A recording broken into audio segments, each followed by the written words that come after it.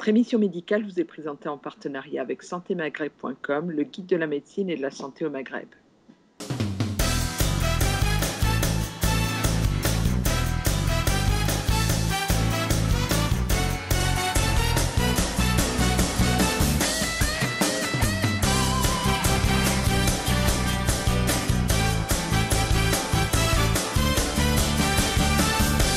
Petite chose, toute simple.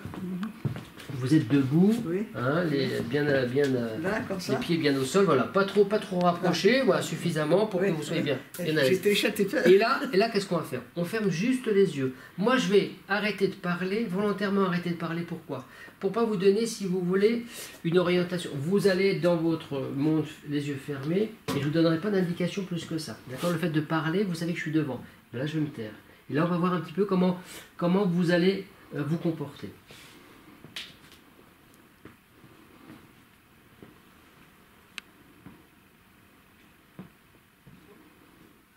On peut rouvrir les yeux. Alors, on va faire la même chose, simplement, on va s'avancer d'un demi-pas. Oui. Comme ça, on dirait. Hein, là, il y avait un appui sur la table. Oui. Hein, et là, donc, on s'avance un tout petit peu. Hein, mais rassurez-vous, de toute façon, je suis là. Hein, s'il y a le moindre problème, voilà, un tout petit peu. Et là, on fait exactement la même chose. C'est-à-dire qu'on regarde. Voilà.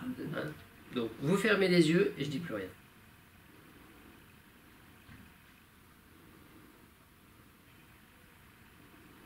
Et là, on les rouvre de nouveau. On peut se reculer. Non, on dirait que je bouge. Hein, je vais respecter quand même que vous soyez fatigué. Donc là, qu'est-ce qu'on a pu voir? Pas grand-chose, mais parce que très vite, j'ai coupé le cours. Hein. Mais très vite, on peut s'apercevoir qu'il y a des oscillations. Très vite, on s'aperçoit que le corps, voilà, il bouge. Il ne bougeait pas tout à l'heure parce que vous étiez en appui sur la table. Mais dès qu'on retire un support, là, on s'aperçoit que le corps est bouge. Voilà, c'est vrai. Hein. Si on fait cette expérience-là un petit peu plus longtemps, on va s'apercevoir que vraiment, il bouge. Alors, on pourrait penser qu'il bouge au niveau des chevilles. Oui. Non. Moi, Il bouge au niveau des hanches. Hein, vous perdez cette proprioceptivité au niveau du pied. En vieillissant, c'est pareil. Ça, c'est quelque chose qui a tendance un petit peu à s'effacer. C'est moins primordial, on va dire. Et donc, vous allez automatiquement bouger à partir des hanches. Hein. Donc, vous aurez une stratégie de hanche. Là, il faudra reprogrammer ces informations sensorielles au niveau de la voûte plantaire pour relancer un petit peu cette activité tonique générale, hein, le pied faisant partie des capteurs, comme l'œil, comme l'oreille interne, et il y en a bien d'autres, qu'il faut relancer régulièrement quand on prend de l'âge. Voilà, ça c'est important. Hein. Alors, on va s'asseoir. Alors, on va tester une petite poursuite oculaire. Alors, vous fixez la mine du crayon sans bouger la tête et puis on voit ce qui se passe. Voilà, hein, donc on peut le faire dans tous les sens, latéralement bien sûr, à une petite vitesse, on ne va pas chercher trop vite. On peut le faire de la même façon en haut, en bas, verticalement. Pareil, la tête ne bougeant pas. Voilà, puis on peut faire des petits ronds. Voilà, hein, on va tester grosso modo tous les muscles oculomoteurs autour de l'œil, voilà, dans un sens ou dans l'autre. Alors, dans cette position-là, on peut en profiter pour tester la convergence, même si on sait qu'avec le temps, la convergence, elle disparaît. Voilà, là j'en ai plus. Bon, on va tester le réflexe pour voir. Vous venez fixer la mine du crayon. Venez chercher la mine du crayon au-dessus de la tête, Voilà. Hein, bon. Vous voyez, vous comprenez, hein, on va le refaire juste une fois. Au top, vous venez chercher la pointe du crayon au-dessus, au niveau du front. Hein. Top, venez chercher.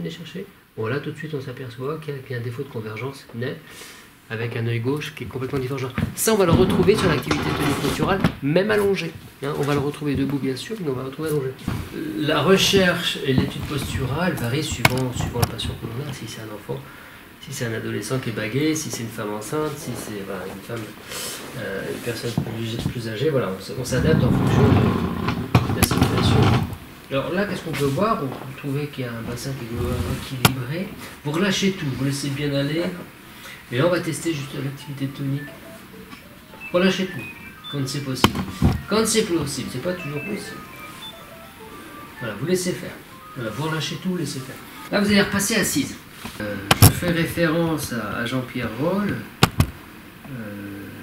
chercheur en neurophysiologie, qui lui part du principe que en vibrant un tendon, un muscle, un nerf,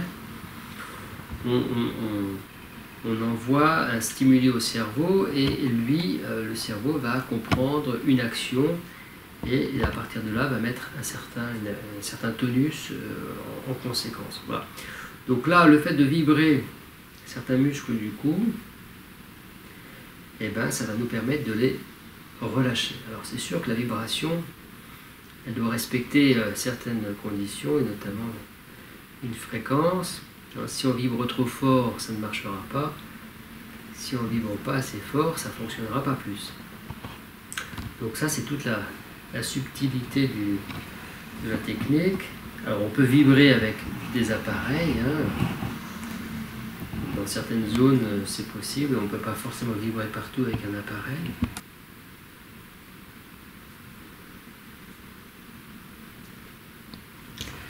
Alors pour modifier la posture, il faut purement et simplement leurrer le cerveau. Le cerveau reçoit des milliards d'informations sensorielles et à partir de là il les concentre. Et puis si des informations venant du pied sont contradictoires avec celles qu'il reçoit, mettons, de l'œil, il prendra une option. Il prendra peut-être l'option de l'œil et il délaissera l'information venant du pied. C'est ce qui peut arriver dans des entorses. Par exemple, de cheville, quand on n'est pas tombé dans un trou, etc., et que la cheville s'est dérobée toute seule, et c'est ce qui peut arriver, parce que les informations ne sont pas concordantes entre ce qui se passe en haut et ce qui se passe en bas du corps. Donc il y a un effet surprise, et puis la vigilance musculaire n'a pas été suffisamment efficace, et hop, on se fait une entorse. On est sur une zone importante, c'est-à-dire que la posture, la tête est prioritaire sur la posture. Si la tête n'est pas tenue, si elle n'est pas contrôlée, la posture, l'équilibre ne le sera pas plus. Donc là, il faut impérativement garder l'horizontalité du regard, ça c'est primordial. C'est ce qui fera qu'on pourra après avoir différentes activités, quelles qu'elles soient. Si on prend l'exemple de la marche, par exemple, il va y avoir des oscillations du corps au bas, des oscillations latérales. La tête, elle va rester. Donc là, c'est des vibrations sur certains muscles, tendons. Voilà. Si je prends l'exemple de... Si je me réfère à Jean-Pierre Roll, lui a mis en évidence, par exemple, sur un patient assis, un médecin sur la table, les yeux fermés, on vibre, admettons, un fléchisseur de genoux, la perception du patient sera le mouvement inverse, c'est-à-dire une extension. Il aura l'impression de tendre sa jambe. D'où l'importance de la perception avant l'anticipation. À la posturographie,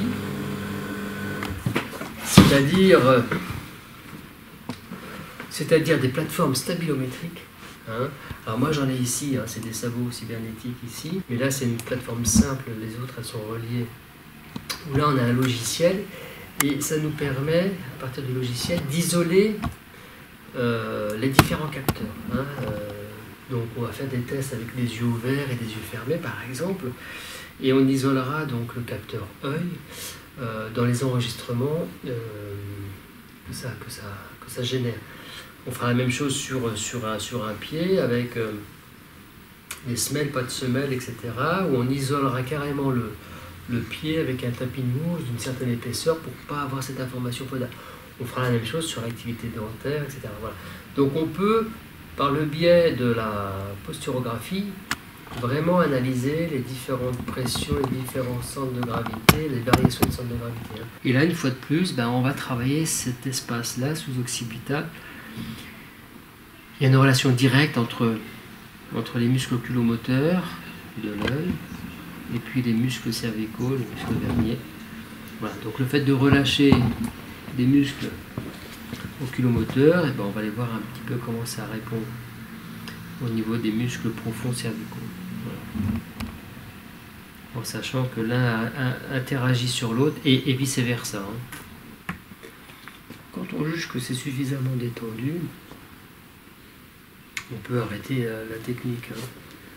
Alors, il est évident que le fait de s'allonger, on va diminuer le tonus postural de base, et plus on va augmenter, plus on va se redresser, et plus le tonus va augmenter.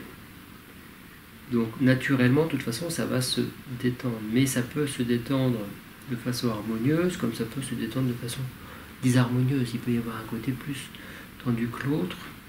Et c'est ce qui va nous intéresser, ces asymétriques qu'il faut impérativement libérer. Parce que cette asymétrie qu'on a ici, on va le retrouver sur l'ensemble du corps et on le retrouvera sur ses appuis plantaires. Il y a des interactions entre les différents systèmes neurosensoriels qui font qu'on tient debout. Si on est aveugle, on ne sera pas pour autant assis ou alité toute sa vie, on va marcher. Par contre, on aura ce capteur-là qui sera déficient et on trouvera d'autres possibilités pour se tenir debout et se déplacer. De la même façon, si on a une arrêt flexi vestibulaire, on va mettre en place des stratégies qui font qu'on arrivera à se déplacer. Alors bien sûr, à chaque fois, c'est pas toujours facile, mais on arrive à se tenir debout et avoir une vie subnormale. Donc là, c'est bien de stimuler toujours la voûte plantaire, à relâcher tout. Voilà. Stimuler toujours un petit peu cette voûte plantaire, c'est toujours intéressant parce que le pied, comme tout, s'enraidit avec le temps. Et puis c'est surtout qu'on envoie des informations au niveau de ces capteurs, ces endocapteurs qu'on appelle des ligaments, des muscles notamment. Et c'est bien de temps en temps de les relancer, de les réactiver. Ils ont tendance un petit peu à s'endormir. Avec les pieds. Ça c'est important parce que ça on le perd. Ce qui explique les chutes des personnes âgées, enfin pas toutes bien sûr, mais pourquoi? Parce qu'elles ont perdu leur proprioceptivité au niveau du pied, au niveau de la cheville. Elles ont plutôt une stratégie, ce qu'on appelle une stratégie de hanche. Et donc le moindre obstacle sur le pied, elles n'ont pas la réactivité suffisante et elles se retrouvent par terre. Alors ça, on pourrait le faire, cette stimulation, on pourrait la faire aussi, bien sûr assise, on pourrait la faire debout. Bon, voilà. Après tout ça, ça peut être discuté. Quand on fait une reprogrammation comme ça sur un sportif par exemple, on va étudier son geste et à partir de là on va voir à quel moment ça peut bugger. Voilà. On s'adapte en conséquence. Un nageur dans un bassin, ça ne sera pas la même chose qu'un athlète. On s'adapte en permanence.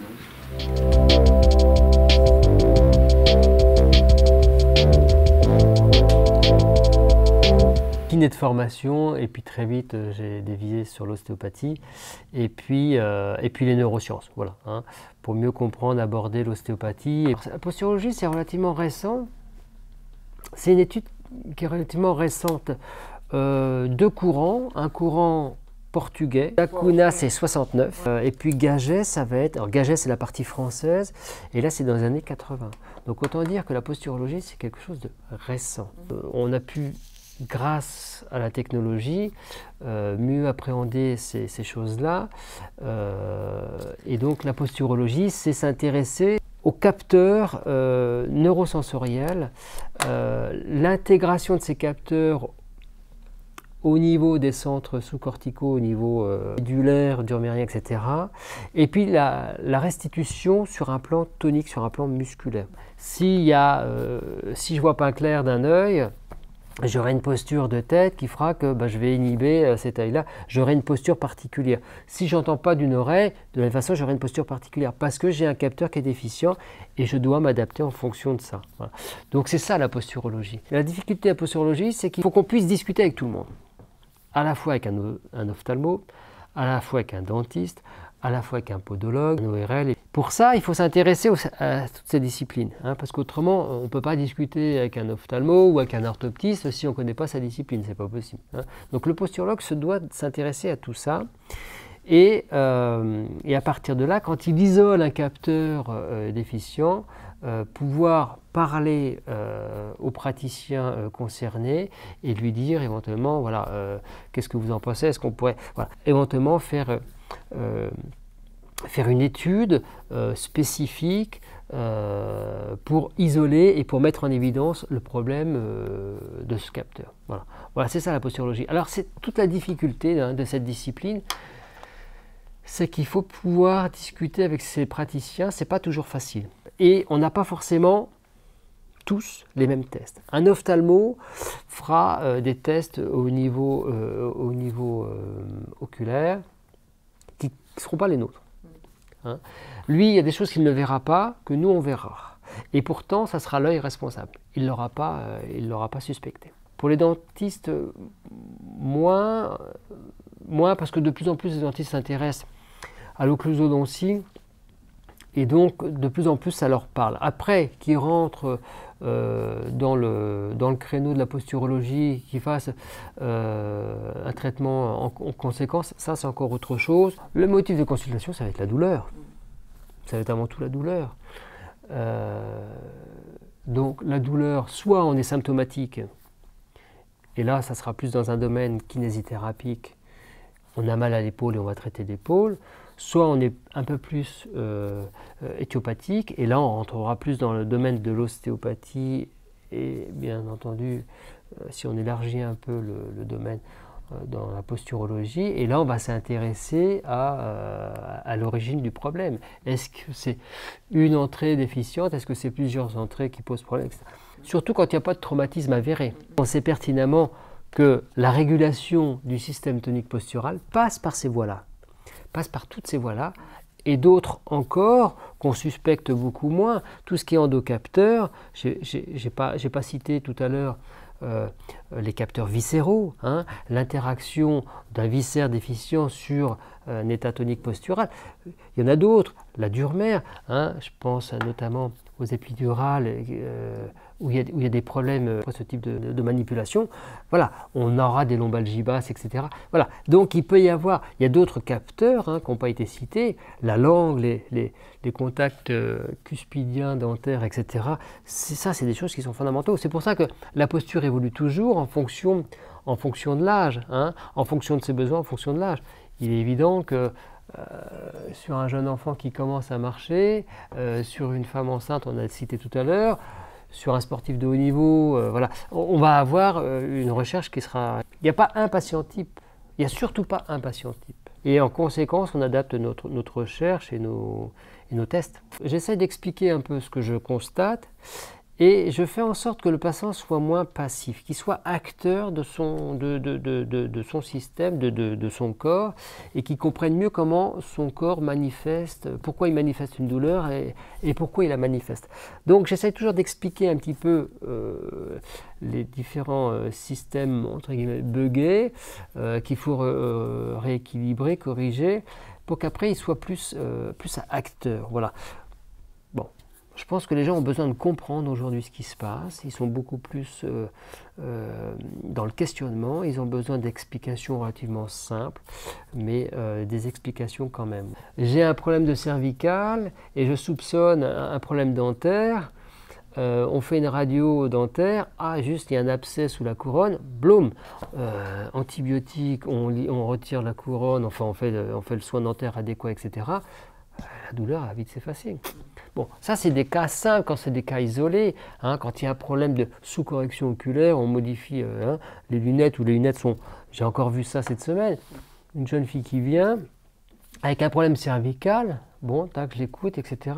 Je lui dis, à la fin, je prends ses lunettes, je lui dis, ça c'est à vous? Elle me dit oui. Je dis, vous courez avec ça? Elle me dit oui. Je lui dis, regardez vos lunettes, elles sont pas, les deux verres ne sont pas dans le même plan, il y a un effet prismatique sur le verre. Il est évident que vous ayez mal après. C'était le genou ou le cheville ou je ne sais plus ce que c'était, le bassin, je ne sais pas. Je dis mais avant tout, modifiez ça. Je lui dis ça c'est quoi? C'est une paire de lunettes fantaisie? Elle me dit oui j'ai acheté ça, je ne sais pas où. Je dis bon voilà, ça ne va pas. Donc modifiez ça. Mais le fait de dire ces choses-là, elle comprend mieux ce qui se passe et à partir de là, elle va être actrice de son problème. Les dents c'est fondamental. J'ai envie de dire plus que les dents, c'est l'activité orale, c'est-à-dire les dents couplées à la dynamique linguale, à la fonction linguale. La langue est fondamentale. On pourra faire tous les traitements orthodontiques que l'on veut. Si l'on veut tenir cette correction, il faudra aussi s'intéresser à la dynamique linguale, à son positionnement, à sa fonction. Voilà. Et si on ne s'y intéresse pas, on aura des échecs, c'est évident. On pourra mettre toutes les contentions qu'on voudra, ça ne suffira pas. Les dents bougeront. On vous consulte souvent aussi pour des problèmes de vertige? C'est souvent des consultations...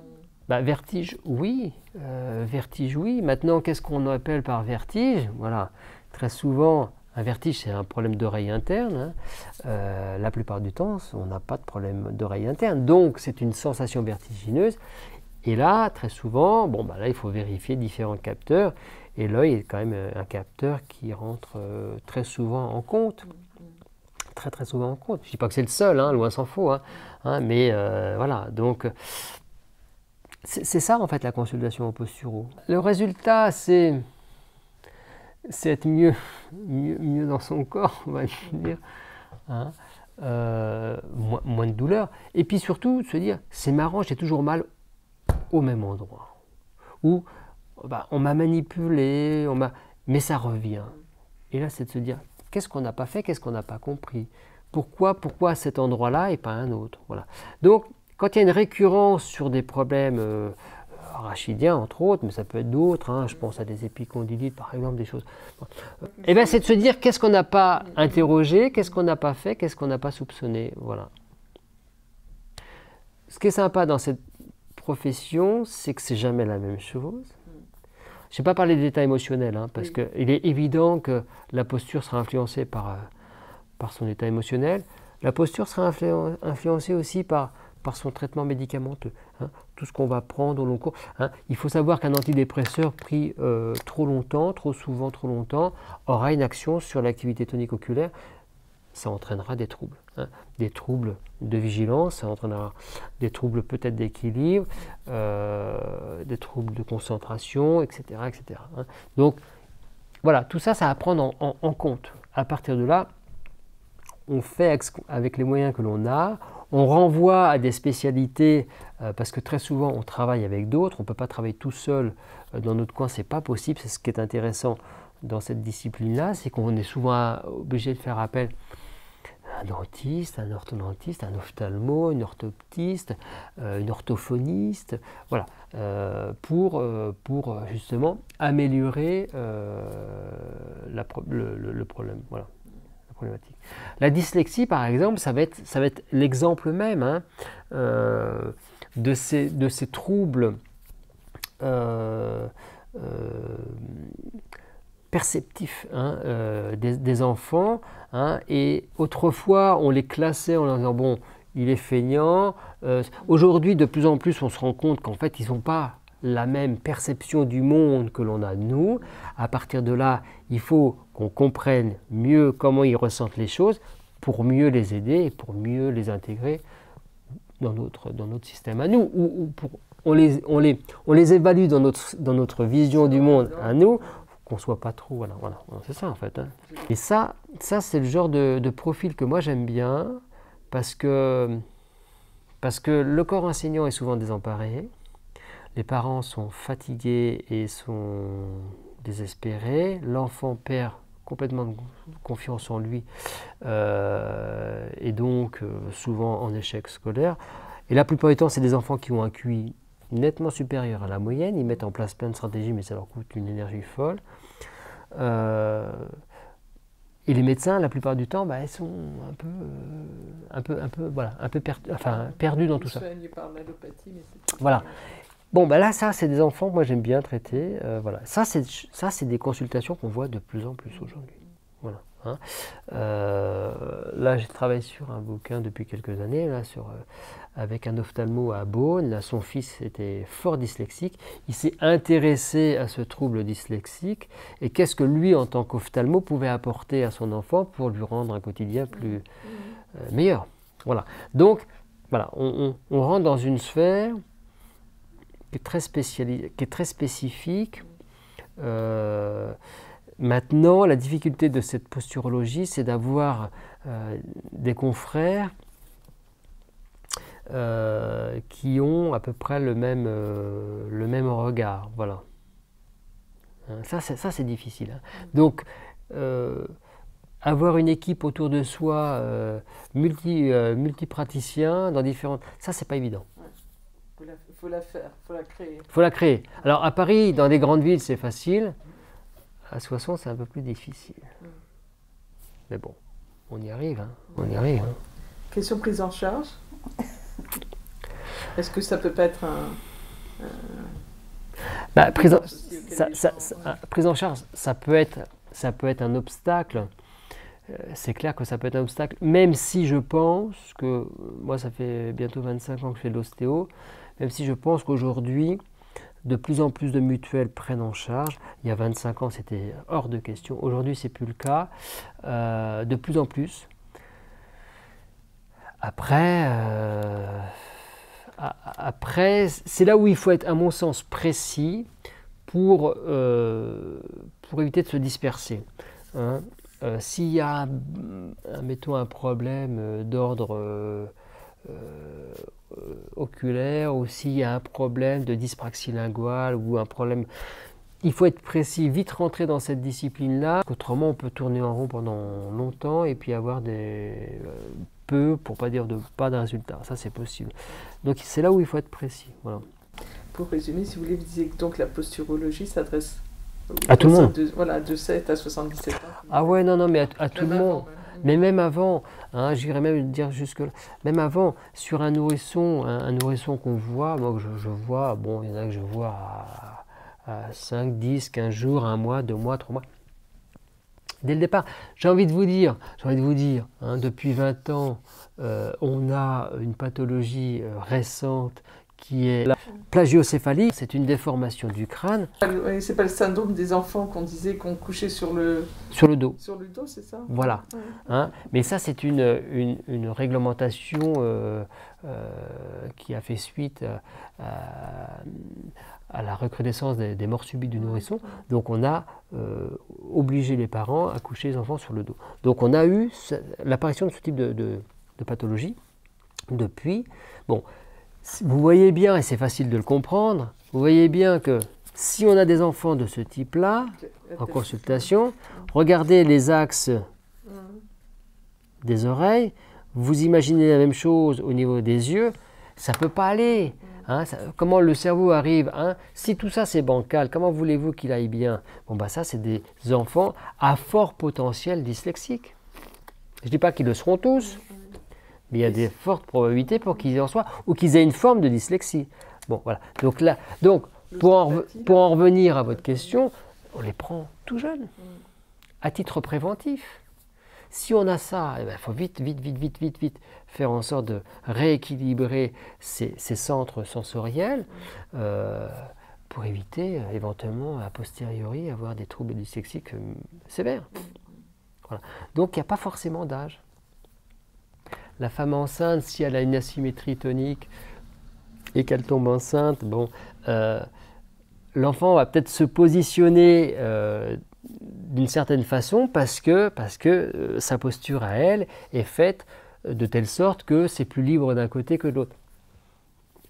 À titre hypothétique, certainement, je ne sais pas, on ne pourra pas tout vérifier, mais peut-être que cet enfant, s'il est placé comme ça, peut-être qu'il a des chances d'avoir après des pressions utérines qui font qu'il n'aura pas un axe bien équilibré, qu'il faudra vite voir à la naissance pour vite effacer ces mauvaises tensions et faire en sorte que voilà, on n'ait pas ce genre de problème-là pour autant. Je ne dis pas que la plagio vient de ça et uniquement de ça, mais ça peut aussi y contribuer.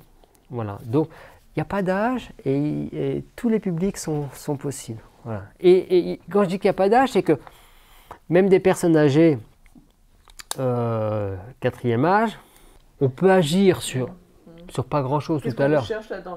Le confort. Le confort et retrouver de l'autonomie, de l'assurance. Hein. On restimule, admettons le pied, on libère un petit peu les cervicales, on dégage un peu l'œil Et ça peut être déjà un confort inespéré. Inespéré. Moi, je le vois en consultation, les patientes qui me disent, j'en ai encore vu une hier, elle me dit, j'ai dû faire une séance, c'était la deuxième séance hier, elle me dit, mais quel confort. Elle est venue la première fois il y a 8 jours, elle ne pouvait pas s'allonger sur la table. Elle ne pouvait pas s'allonger sur la table, elle ne pouvait pas allonger ses 2 jambes. Donc elle a gardé pendant toute la consultation les jambes pliées. Et là, elle revient hier, elle s'est allongée toute seule sur la table. Voilà. Mais rien que ça, c'est énorme. Voilà.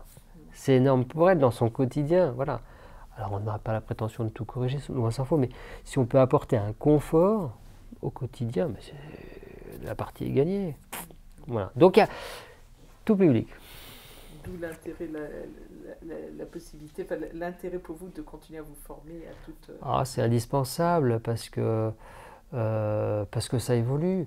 Moi, je me souviens d'avoir fait une formation en vestibulaire en 95, en avoir refait une en 2010, et en fait, il y avait des hypothèses qui n'ont pas été validées, qui ont même été effacées, retirées en 2010. Oui, parce que la science avance. On a des moyens technologiques aujourd'hui qui nous permettent de bien mesurer nos actions. Oui, donc on peut, en permanence, il faut évoluer. J'en ai pas vraiment beaucoup parlé. J'ai parlé des viscères tout à l'heure et des endocapteurs. Je pense que le milieu intérieur cellulaire est aussi à prendre en considération. Le microbiote est à prendre en considération. On en parle de plus en plus. Là, je pense qu'il y a aussi une voie de recherche et d'exploration à faire.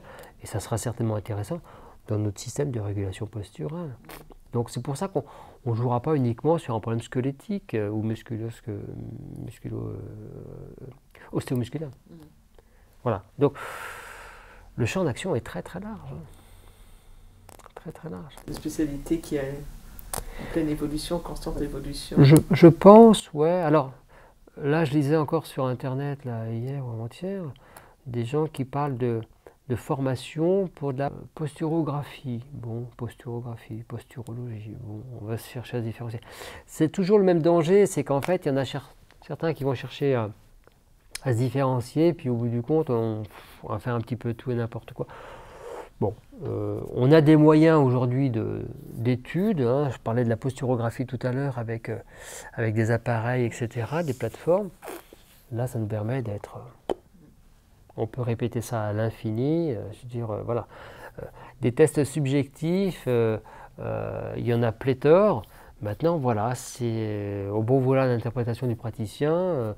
Est-ce qu'on les reproduit toujours de la même façon, etc. Oui. Si je reprends les travaux de Jean-Pierre Roll, et ça j'aime beaucoup, tout à fait. Tout à l'heure, je vous parlais des effets posturaux à partir des vibrations, etc. Le sens tactilo-kinésithérapique, c'est-à-dire qu'on vibre sur un fléchisseur et les yeux fermés, le patient les yeux fermés a l'impression de tendre la jambe. Jean-Pierre Roll a quelque chose d'intéressant.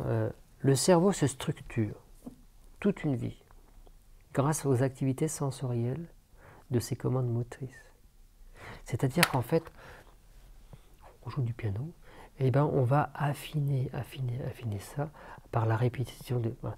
Donc c'est ça, je trouve ça intéressant. Ça, je trouve ça intéressant parce que c'est en perpétuelle évolution. C'est pas quelque chose, voilà, on a ou on n'a pas. Non, en permanence, ça va évoluer, ça va évoluer.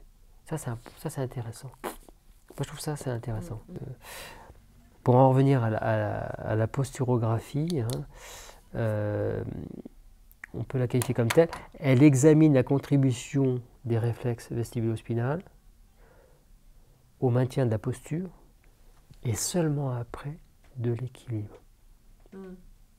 On a tendance à dire posture et équilibre, c'est le même combat. C'est pas la même chose. C'est deux choses distinctes. On a chacun une posture différente et on aura chacun un équilibre différent. Mais un équilibre différent par rapport à ce qu'on va mettre en place. Donc pour avoir une épaule libre, il faut que ça soit stabilisé. Pour que je puisse prendre un objet ici à distance, il faut que le reste du corps soit stabilisé. Si le reste du corps n'est pas stabilisé, voilà ce qui se passe. C'est un domaine passionnant. Je l'entends. Et somme toute, on n'en est qu'au balbutiement. Voilà. Et c'est la recherche qui va nous faire avancer. C'est l'imagerie qui nous fait progresser, l'IRM qui nous a fait passer un cap extraordinaire. Hein, voilà. Et je pense que, bon, après, chacun pense un peu ce qu'il veut, mais je pense que l'équilibre cellulaire va être aussi intéressant à approfondir pour plein de choses. On parle de l'intestin et de l'intestin pour traiter bientôt le Parkinson ou traiter... On en parle et je pense qu'on n'en est pas très très loin. Voilà, autrefois le Parkinson c'était un problème neurologique et ça restait neurologique. Aujourd'hui c'est plus ça. Ben, c'est ça la posture. Je dis toujours ça à mes patients. Je dis, bon, allez, vous changez vos pneus, hein, vous mettez vos pneus d'hiver. Bon, on va regonfler les pneus. Bon. Mais si on n'interroge pas le parallélisme de la voiture, parce qu'entre il a... Eh ben, ça va pas aller. Donc, on s'intéresse au parallélisme, on change les pneus, on fait un rééquilibrage des pneus, et hop, c'est reparti. Et bien là, c'est pareil. Là, on va modifier, on va changer. Alors, on va pas changer un pneu, hein, on va changer un petit peu... sans avoir pris en compte l'état général et l'état tonique des systèmes. Si c'est complètement bancal d'un côté, on pourra opérer autant de fois qu'on voudra, ça sera un échec thérapeutique, c'est évident. Hein. Et donc c'est ça qu'il faudrait qu'on arrive à promouvoir. Voilà. Je pense que ça c'est important. Mais là c'est compliqué parce que là on va à l'encontre de la formation médicale, hein. C'est-à-dire que ce n'est pas du tout le discours qu'on peut entendre en faculté de médecine. Hein. Bon, voilà. On n'a pas pensé.